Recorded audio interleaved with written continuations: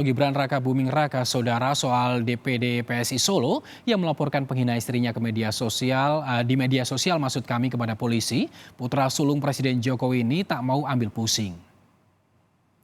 Gibran menyatakan memilih tenang dan fokus ke pekerjaan walaupun mendapatkan banyak cacian dan hinaan di media sosial. Ia mengaku tak pernah ambil pusing dengan penghinaan kepada istrinya di media sosial itu. Gibran hanya menyebut soal itu sudah ada yang mengurusnya. Gibran menilai penghinaan seperti ini akan semakin banyak jelang dilaksanakannya Pilpres 2024. Sebelumnya DPD PSI Solo telah membuat laporan ke Polresta Solo terkait hal ini. Kita serahkan ke yang berwajib aja.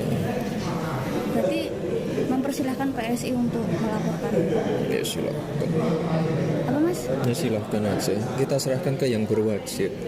Yes. Karena udah bilang udah ada yang mengurus. Ya, tenang aja. Yes, sing liyane. Yang mengurus itu siapa mas? Oh, Mas.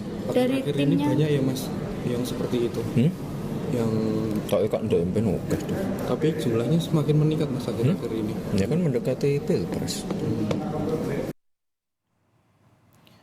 Sebelumnya cuitan ini muncul di media sosial Twitter. Awalnya akun bernama Klasik Pianda nekat melakukan ujaran kebencian, bahkan menghina istri wali kota Solo Gibran Raka Buming Raka.